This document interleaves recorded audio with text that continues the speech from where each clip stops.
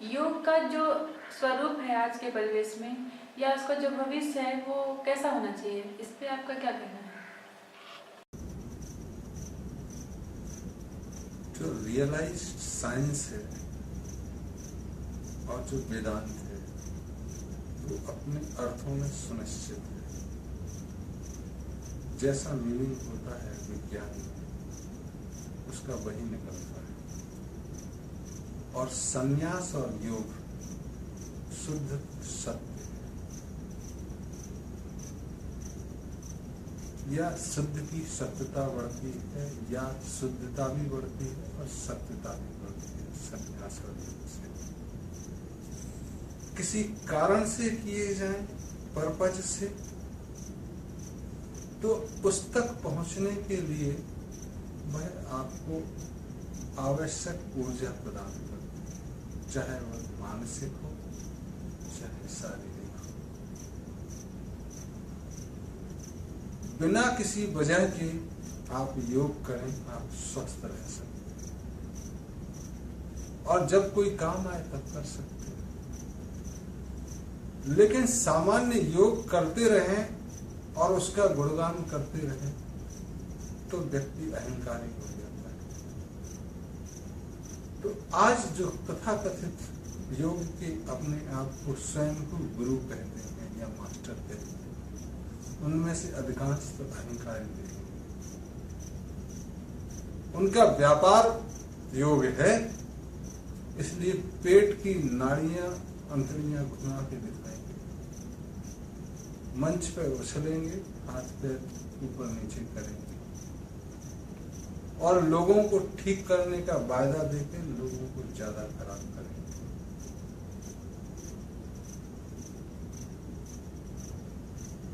अगर योग ही है तो ऐसे क्या कारण रहे कि पिछले 5000 वर्षों में ये भारत में भी आज भी उतना नहीं चलन में है, ना विश्व।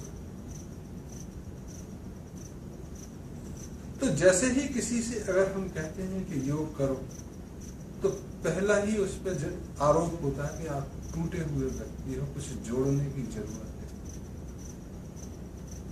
और हम भी खुद सोचते हैं कि हमको योग क्यों करना, क्या बीमारी से ठीक करने के लिए करना? तो मैं 2 घंटे योग क्यों करूं? मैं एक डिस्प्रिन की गोली खा लेता हूं, सिर दर्द ठीक हो जाएगा। या चाय पी लेता हूं, मुझे ठीक लगेगा। इतनी सारी योग की एक्सरसाइजेस करने की जरूरत है। और फिर यह भी नहीं बताया जाता कि आसनें तो बाद में है, पहले जो महत्वपूर्ण है वो नियम है, क्या करना है क्या नहीं करना है, यम नियम। कई बार यम और नियमों के पालन के ना करने से आप उस आसन पर बैठ ही नहीं पाते जिसकी योग में बात की गई है। पद्मासन में आधे से ज्यादा लोग नहीं बैठ पाते और योग गुरु कहते हैं पद्मासन में बैठ के लंबी सांस लें। अरे पद्मासन में बैठ जाते तो बात क्या। अब पद्मासन में क्यों नहीं बैठ पाते? क्योंकि या तो पेट बढ़ गया या पेट साफ नहीं, हड्डियां कड़क हो गई हैं, शरीर में लचक नहीं बची, खाना खराब हो गया, नींद पूरी नहीं हुई है, ये तमाम कारण। तो आसनों में बैठने के पहले बहुत सारी चीजें जो जरूरी है वो होनी चाहिए। फुटबॉल के मैदान में कूदने से पहले 2-4-10 चक्कर लगाना, स्टेमिना बनाना, स्फूर्ति रखना, ये जरूरी होती, तब आप तो उस आसन पे आप बैठे, जैसे सिंहासन पे बैठे राज के, तो 40-50 वर्षों की साधना चाहिए। ये करो, ये मत करो। घोड़े पे बैठोगे, अगर अश्वासन करो आप, तो आपकी बॉडी ठीक होनी चाहिए, नहीं तो आप एक तरफ हो, घोड़ा आगे। गधे की सवारी भी नहीं कर सकते।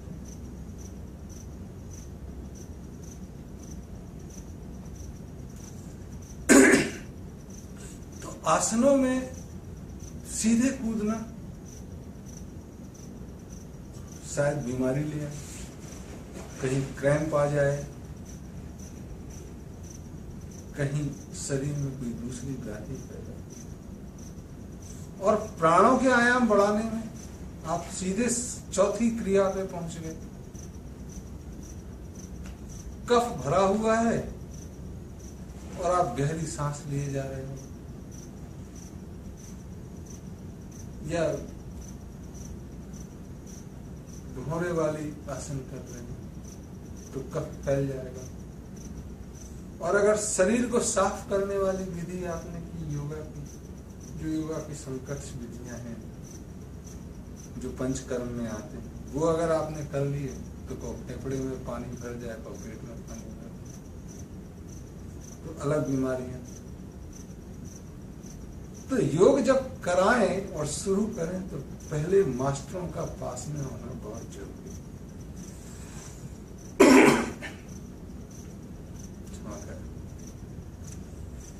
तब एक मास्टर के सानिध्य में चीजें सीखी जाए, तब आप योग सीख सकते हैं। तो एक मास्टर कितनों को सिखा सकता है? पूरी तरह से ध्यान देने की, 2, 4, 5, 10, 50, 500 लोगों को सिखाना गड़बड़ी पैदा करेगा। और टीवी में देख के आप कर सकते हैं, लेकिन उसके लिए पहले बहुत सारे अपने ऊपर हिम्मत बंधी और आपको भरोसा हो, तभी होगा। नहीं तो जब सांस छोड़ना है तब आप सांस लोगे, और सांस जब लेना है तब छोड़ दोगे। आधे से ज्यादा लोगों को या 70% लोगों को बोलोगे कि सांस छोड़ते वक्त पेट फूलना चाहिए या सांस लेते वक्त पेट फूलना चाहिए, तो वो करके देखेंगे तो सांस छोड़ते में पेट फूलेगा, जबकि सांस छोड़ते में तो पेट पिचकना चाहिए। चीजें कम हो गई, हवा बाहर निकल गई, पेट अंदर होना चाहिए। और जब सांस लें पेट फूलना चाहिए। कईयों को तो सांस का पेट पे असर ही नहीं दिखता है, वो छाती में ही कितने धीमी सांस है उतनी सी काम हो जाती है। तो सांस के बारे में बताना है योग में कि जब ऊपर उठो तो सांस लो, जब नीचे झुको तो सांस छोड़ो। जब आसन में नीचे झुकने वाली आसन है तो छोड़ते हुए शुरू करना, और जब आसन में पहुंच गए तब स्थिर हो गए तब आयाम बढ़ाना है, तब आप सामान्य सांस लें। और जब पुनः सामान्य अवस्था में आए तो अगर ऊपर उठते हुए आ रहे हैं तो सांस लेते हुए आ रहे हैं, और नीचे झुकते हुए आ रहे हैं तो सांस छोड़ते हुए आ रहे हैं। तीनों में सांस लेना, सांस छोड़ना और सांस बीच में रखना, 4 आयाम होने चाहिए। एक लेने के पहले 0 अवस्था, 0 जैसी अवस्था, फिर सांस लें, फिर सांस अंदर चली गई, फिर सांस छोड़ने। तो अगर 5 सेकंड एक में लगते हैं सांस लेने में, तो कुल प्रक्रिया में 20 सेकंड आप लगा सकते हैं, तब आसनों का आराम। लेकिन छोड़ने और लेने की प्रक्रियाएं होती हैं, उनको होल्ड करने की, उनको अंदर रोक के रखने की या बाहर ना लेने की विधि का समय हम देखते हैं। आसनों में जो योग की प्रक्रियाएं हैं उसमें ऊर्जा का ह्रास न होके ऊर्जा का अर्जन होता है, और बाकी जितनी भी विधियां हैं एरोबिक्स की, उसमें ऊर्जा का ह्रास होके आपका शरीर संतुलन में आता है। तो योग जो है आपको एक लयबद्ध करता है, एक सिनर्जाइज चीजों को करता है, पूरे शरीर को शरीर से। और जब आप गहरे में उतरेंगे तो शरीर को बाह्य वातावरण से सिनर्जाइज करेगा। बाकी सारी विधाएं आपकी कैलोरी को जलाएंगे और फिर आपको संतुलन में लाएंगे। तो योग के बाद भूख ज्यादा नहीं लगेगी क्योंकि आप ऊर्जा से भरे हुए हो, लेकिन एरोबिक्स के बाद आप भूख लग सकती है और आप और खा के शायद और मोटे हो जाए। 6 पैक आ सकते हैं आपके, लेकिन शायद इतनी ऊर्जा। तो जो योग के बारे में हम विपरीत बातें बोल रहे थे, वो इसलिए कि लोग कि जैसे ही बोलोगे योग करना है तो पहली भावना ये आती है कि क्या मैं टूटा हुआ है, और ये खुद भी आती है।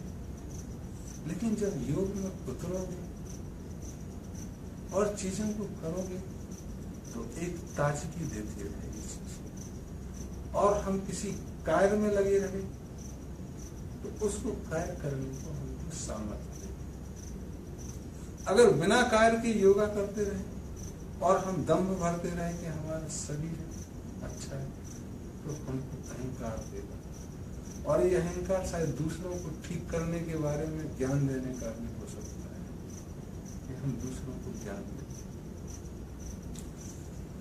अगर हम चोरी करते हैं तो योग आपको, अगर अधूरे में उतरे हैं तो चोरी की ज्यादा करने की सामर्थ्य दे सकता है। डकैती डालते हैं तो भी आपकी ऊर्जा जो होगी पूरी ताकत से आएगी, तो आप नई नई विधाएं डकैती की ढूंढ सकते।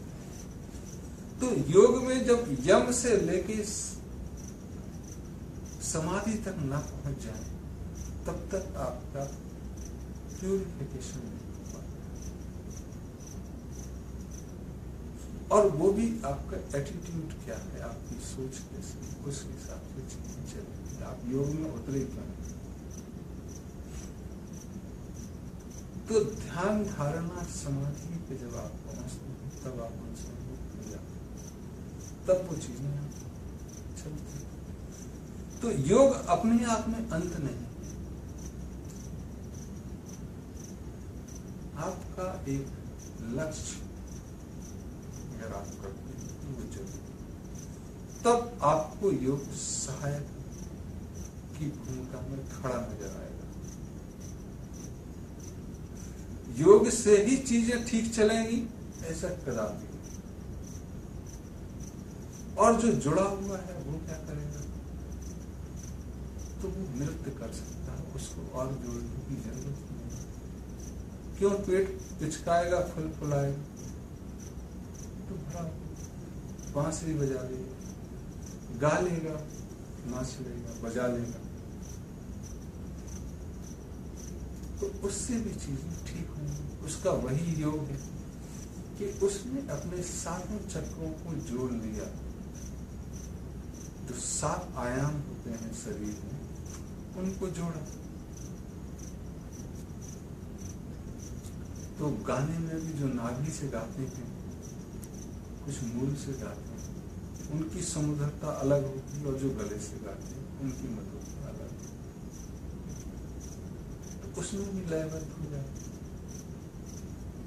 योग करने के बाद आप गाएंगे, योग करने के बाद आप राजनीति करेंगे, तो आप योग निद्रा में अपने आप को ज्यादा जल्दी रिजनरेट कर लेंगे, स्फूर्ति से भर लेंगे, ध्यान में जाने से चेतना में भर लेंगे। इतना योग का है और इतना ही रहेगा। इसका ज्यादा दम भरना कि भारत ने 5000 वर्षों से योग सीखा और दुनिया को सिखाया, गलत है। और इसको नकार देना कि ये धार्मिकता का है, ये बचकानी हरकत है। जो विज्ञान, वेदांत, संन्यास, योग, ये मानव समाज के अनुभव में लिए हुए ज्ञान है। इसको किसी एक का कैसे कह सकते? आप हो सकता है कि किसी चीज से कोई चीज जुड़ गई हो, लेकिन वह उसकी बकौती तो नहीं है। अगर पगड़ी वाले आदमी गुरु नानक की ज्यादा पूजा करते हैं तो नानक जी उनकी बपौती तो नहीं है। दूसरे लोग भी नानक को श्रद्धा से नमन कर सकते हैं। जिसने टीवी बनाया वही थोड़ी ना टीवी देखता है, सब देखते हैं। तो ये विज्ञान जो है और वेदांत है, सुनिश्चित है अपने अर्थों में कार्य कारण होगा। और ऐसे ही संन्यास और योग, काम करोगे कारण होगा, परिणाम मिलेगा। कार्य कारण के सिद्धांत को मानता है, इसलिए पवित्र शुद्ध है और आपको शुद्धता प्रदान करते हैं। शरीर में गंदगी धीरे धीरे बाहर निकलती है। तो योग करें, लेकिन योग के पहले उन नियमों का पालन करें। क्या नहीं करना है वो सबसे पहले जरूरी है, क्या करना है वो उसके बाद। कई लोग जो करना है उस पर टूट पड़ते हैं, जो नहीं करते हैं उसको करना है उसको छोड़ते हैं और फिर आसनों में बैठ जाते, फिर प्राणायाम, और बाद में कहते योग से भी फायदा होगा और दूसरे को कंडेम करते। ऐसा नहीं सोचते कि हमने ढंग से नहीं। तो अगर आप लोग योग पे उतरने वाले हैं तो बहुत अच्छी कैसेटें हैं योग में। आधुनिक समाज में जैसे शिल्पा शेट्टी की कैसेट है। भारत में 3-4 योग के अच्छे इंस्टीट्यूट हैं। आयंगर योगा का मुंगेर में है, एक बेंगलोर में, एक मोरारजी देसाई इंस्टीट्यूट दिल्ली में, और हिमालय में आपको बहुत सारे लोग हैं जो योग की एक विद्या को माहिर हैं। वो बाहर से और आंतरिक रूप से जुड़े हुए लोग मिले। तो अगर शुरू करना है, योग में जाना है, अगर आपको लगता है आप टूटे हैं तो शुरू करिए। और आपको जुड़े हुए लगते हैं कि हम पक्के हैं तो नाचिए। अगर आप नाच लेंगे तो योग तो अपने आप हो जाएगा।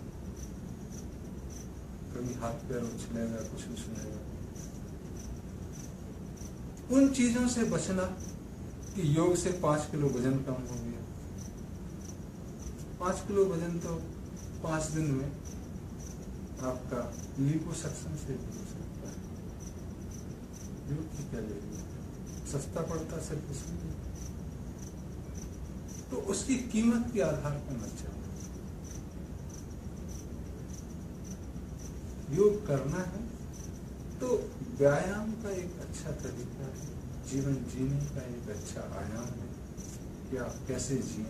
और एकांत में जहां आप नाच नहीं सकते हैं, बच्चे देखते हैं, बाहर घूम नहीं सकते हैं, सिक्योरिटी चाहिए है या घूमने की जगह है, तब एक कमरे में आप सांसों का नियंत्रण के द्वारा शरीर को शुद्ध रख सकते हैं, पवित्र रख सकते हैं। और वो वाकई में बहुत समय की खोज के बाद भारत में निकाला, इसलिए उसकी पवित्रता बची हुई और उसको वैसे ही रहना चाहिए। तो जिसको जरूरत हो वो अच्छी तरह से सीखे, पहले दूसरे चरण का अच्छी तरह सम्मान करें, तब तीसरे में, चौथे में, 5वां, 6वां, 7वां अपने आप